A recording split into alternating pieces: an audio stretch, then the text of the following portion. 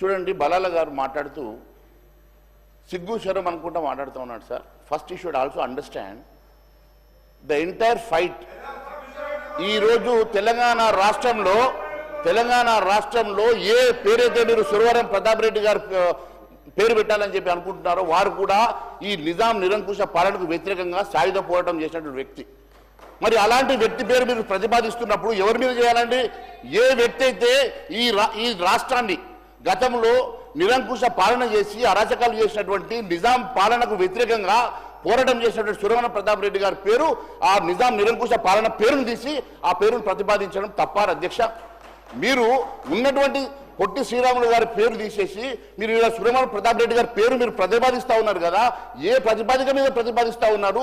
ఎందుకు ఆ పేరు మార్చాలనుకుంటున్నారు చెప్పి, మరి ఇక్కడ ఉన్నటువంటి ఈ నిరంకుశ పాలన చేసినటువంటి వ్యక్తి పేరు తీసేసి వారి పేరు పెడితే బాగుండేదని మాత్రమే మేము చెప్పాం. కానీ ఎంఐఎం వారు ఈ రకంగా మాట్లాడడం మంచిది కాదు.